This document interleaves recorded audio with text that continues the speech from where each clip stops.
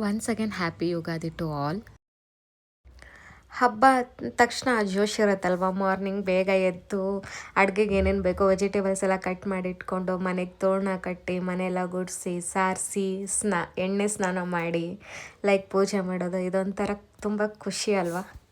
ಹಾಗಾಗಿ ಹಬ್ಬ ಅಂತಲೇ ನಾನು ಮಾರ್ನಿಂಗ್ 3:30ಗೆ ಎದ್ದಿದ್ದೆ. ಯಾಕಂದರೆ ತುಂಬ ವೆರೈಟಿ ಫುಡ್ ಮಾಡಬೇಕು ಅಂದ್ರೇ ಆ ಹಬ್ಬದ ವೈಬ್ ಬರುತ್ತಲ್ವ.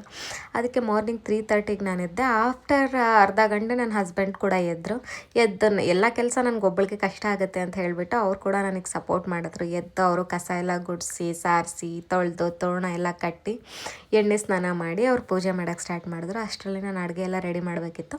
ಯಾಕಂದರೆ ನಾವು ಯಾವುದೇ ಹಬ್ಬ ಆಗಲಿ ಹುಣ್ಣಿಮೆಗೆ ಅಮಾವಾಸ್ಯೆಗೆ ಐನೂರನ್ನ ಕರೆದ್ಬಿಟ್ಟು ಮನೆಯಲ್ಲಿ ಪೂಜೆ ಮಾಡಿ ಅವ್ರು ಪೂಜೆ ಮಾಡಿ ಹೋದ್ಮೇಲೆ ನಾವು ಊಟ ಮಾಡೋದು.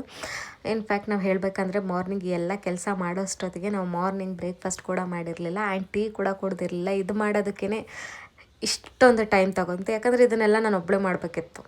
ನಮ್ಮ ಮನೇಲಿ ಯಾರೂ ಇರಲಿಲ್ಲ, ನಾವಿಬ್ಬರೇ ಮಾತ್ರ ಇರೋದು.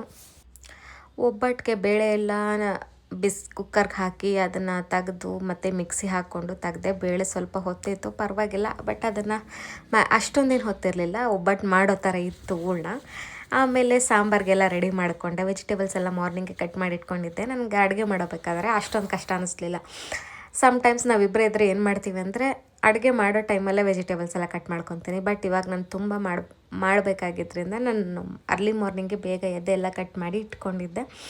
ಸೊ ಸಾಂಬಾರೆಲ್ಲ ಆಯಿತು. ಸಾಂಬಾರೆಲ್ಲ ಆದಮೇಲೆ ಪಲ್ಯ, ಅದೇ ಹೇಳಿದ್ನಲ್ವ 3-4 ವೆರೈಟಿ ಪಲ್ಯ ಮಾಡ್ತಿದ್ದೆ ಅಂತ ಹೇಳ್ಬಿಟ್ಟು ಪಲ್ಯ ಮತ್ತು ಪೂರಿ ಇದನ್ನೆಲ್ಲ ಮಾಡಿದೆ. ಪೂರಿ ಮಾಡಲೇಬೇಕಿತ್ತು, ಯಾಕಂದರೆ ನನ್ನ ಹಸ್ಬೆಂಡ್ಗೆ ಪೂರಿ ಅಂದರೆ ತುಂಬ ಇಷ್ಟ. ಈ ಥರ ವೆರೈಟಿ ಫುಡ್ಡು ಒಳ್ಳೊಳ್ಳೆ ಅಡುಗೆ ಮನೇಲಿ ಮಾಡಿಬಿಟ್ರೆ ನನ್ನ ಹಸ್ಬೆಂಡು ನಾನು ಏನು ಕೇಳಿದ್ರೂ ನೋ ಅಂತಲೇ ಅನ್ನಲ್ಲ, ಇಮಿಡಿಯೇಟ್ ತಂದು ಕೊಟ್ಬಿಡ್ತಾರೆ. ಅವ್ರ ತಿಂಡಿ ಅಂದರೆ ಅಷ್ಟೊಂದು ಇಷ್ಟ. ನನಗೂ ಇಷ್ಟನೇ, ಬಟ್ ನಾನು ಮಾಡಿದ್ದು ನಾನು ತಿನ್ನೋಕೆ ಇಷ್ಟಪಡಲ್ಲ. ನನಗೆ ಬೇರೆ ಯಾರಾದರೂ ಮಾಡಿಕೊಡ್ಬೇಕು. ನನಗೆ ಯಾರಾದರೂ ಮಾಡಿಕೊಟ್ರೆ ನಾನು ಹೇಳೋದೇ ಬೇಡ, ಅನ್ಲಿಮಿಟೆಡ್ ನಾನ್ ಸ್ಟಾಪ್ ತಿಂತಾನೇ ಇರ್ತೀನಿ. ಆದರೂ ಎಷ್ಟು ಬೇಗ 1 ಇಯರ್ ಆಯಿತು, ಡೇ ಹೋಗ್ತಾ ಇರೋದೇ ಗೊತ್ತಾಗ್ತಿಲ್ಲ. ಯಾರಾದರೂ ಇಷ್ಟಪಡೋರ ಜೊತೇಲಿದ್ದರೆ ದಿನ ಹೋಗೋದು ಗೊತ್ತಾಗಲ್ವಂತೆ. ಅದು ನನಗೆ ಪರ್ಸ್ನಲಿ ಎಕ್ಸ್ಪೀರಿಯನ್ಸ್ ಆದಮೇಲೆ ಗೊತ್ತಾಯಿತು.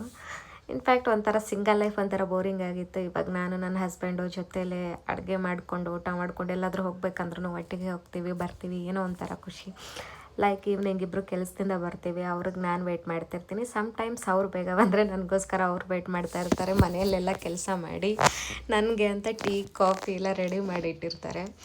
ಆ ಖುಷಿನೇ ಬೇರೆ. ಯಾವಾಗ ಮನೆಗೆ ಹೋಗ್ತೀವೋ ಅನ್ನೋದು ಬಂದಿರುತ್ತೆ. ಮೊದಲೆಲ್ಲ ಒಂಥರ ಬೋರಿಂಗ್ ಆಗಿತ್ತು, ಬಟ್ ಇವಾಗ ತುಂಬ ಎಕ್ಸೈಟಿಂಗ್ ಆಗಿ